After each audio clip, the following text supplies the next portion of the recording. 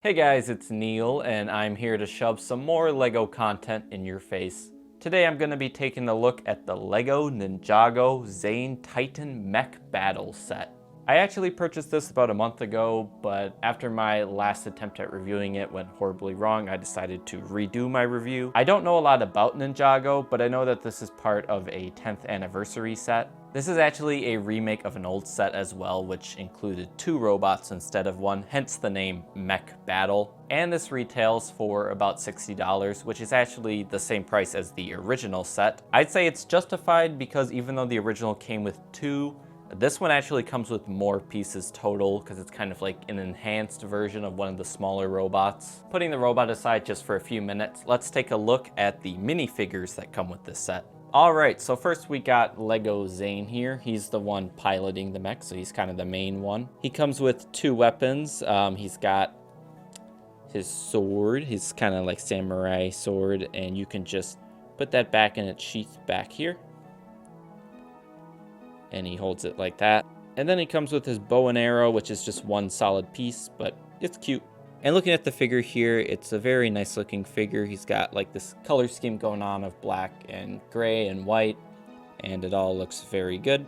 You can remove his hoodie to reveal his robot face. And then on the back, he also has a robot face, I guess, with one eye. I don't know if that's supposed to be another face or not, because I don't know enough about Ninjago. Plus, he comes with this extra head of hair right here. It's like silver hair. You just snap that right on.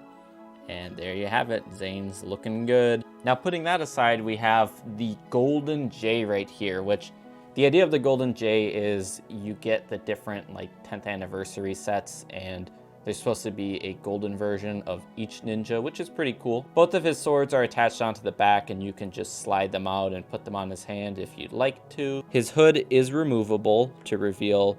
There's a face right there. It's a very angry looking J, and you can twist that around to reveal a much more chill look to Jay. The thing I dislike is he doesn't come with any extra hair or anything. I mean, he's just bald with that deformity sticking out of his head. So we can just slide the hood back on there. And another thing he comes with, which is really cool, is this like buildable base. Very simple. Just says like 10 years of Ninjago on it, but you can just kind of snap him on like so.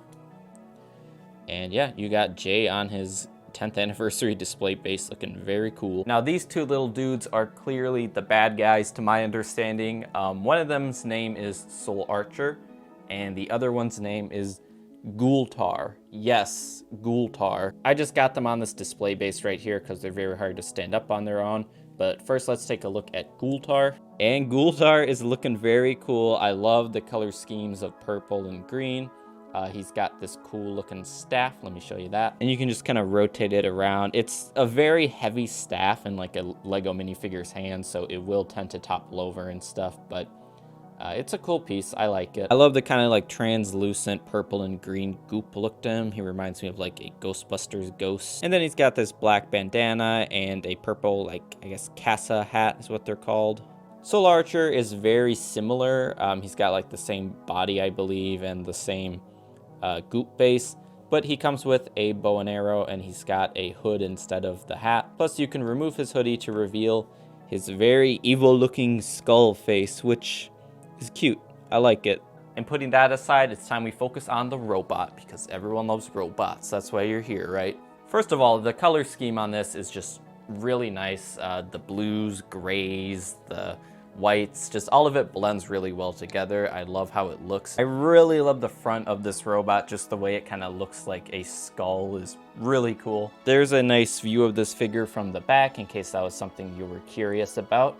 I also feel that the stickers on this figure are like well placed. They're not overdone. They're done very sparingly, which is nice. You can see some of the stickers throughout this figure on the arms and legs and such, and yeah, they blend really well. However, one of my major complaints about this figure is there's these little tiles throughout the robot, little gold tiles, and you will notice that there's these little like notches in the tiles of some kind, and they all have that. It's on every single one. I don't know why. I kind of wish Lego would remove those notches, just make them look a bit nicer. But it's one of those things that's like completely unnoticeable from far away. It's really just if you zoom in on the robot, you'll notice it. Something else he's got, which is real cool, are the weapons on each of his hands. On his left hand, he's got this like spinning blade thingy, kind of like a ninja star. You just spin it yourself. There's no like button to activate the gimmick or anything, but it's still a fun little thing. On his right arm, he's got this golden blade that kind of swivels back and forth. So if you want to kind of hide it, you can go like that, which I do sometimes.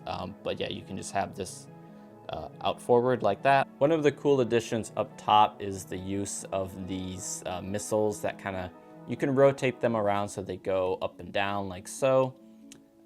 These also tend to fall off sometimes when you're kind of moving the arms around, so you have to be careful there. But what you do is you just kind of push back on it and it'll fire out. And they do tend to go pretty far, so they're pretty cool. I know I say that way too much, but this time I mean it. There's also this little, like, I guess, gimmick where when you move this latch, it reveals like what's supposed to be like thrusters that help him fly, I believe. They're pretty cool, and if you look closely, you'll notice that they're actually made from like what I assume to be beehive pieces from Lego. So the fact that they kind of repurposed like beehive pieces into this thruster, it's a cool idea. I like that. Plus, I thought I'd quickly point out that the head sculpt here is pretty cool. I mean, it's not exactly like a face of any kind. It's just kind of a robot head. Got this little antenna back here. But yeah, it's a really cool looking piece. I like it. Now, as far as putting Zane in the cockpit of the robot, you actually have to remove his weapons first. So I'll take out this sword. And what's cool is on the back of this robot, on his butt, he's got these little like tiles kind of flip up like a skirt, kind of like on Gundams, they have like the skirt around them. And you can actually take both of Zane's pieces, both the bow and arrow and the sword, and you can just snap them in right there.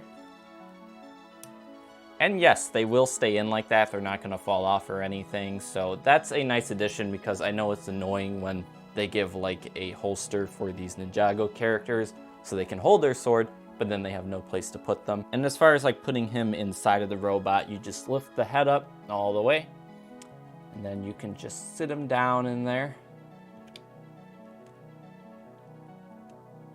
I am struggling with this. And there Zane is inside of his robot, looking very neat. I will say that this these like gold handles here, I think he's supposed to like kind of clutch with his claws, but it's really hard to get him to hold on to them, so I'm not even gonna bother. And then you can just put this back down, and there you have Zane driving his mech, or piloting, I don't know, whatever these kids are calling it these days. Now, as far as the articulation of this figure, it is not on the level of something like Bionicle, but compared to other mechs done by Lego, I'm pretty sure that this is a vast improvement over previous ones. To my knowledge, this is actually the first one to add knee joints, which is like a huge improvement for the articulation, I'm sure. So while I usually kind of speed up the articulation and rush through it, this time I'm actually gonna like go through it more slowly, kind of show you what it can do. You got the head up here, which can move up and down, side to side. Good range of motion there. These arms can move out, and this piece kind of moves back and forth with it, which is nice. You can also move forward and move back. Also, you got a joint at the elbow that bends like that. You got this wrist here that rotates, which is really nice. And then you actually have posable fingers, which is one of the coolest parts. Nothing around the waist moves except for these little skirt pieces. Just like on the back, so you can just kind of move these around freely. As far as like legs, he can move forward like that. He can move back very little, and then he can kind of move outward a bit. He's got the prophesized knee joints, and they don't go back that far, but the fact that he has knee joints, I'm sure definitely helps with movement. You can also move this piece around if you want to, but there's not really a reason to move it.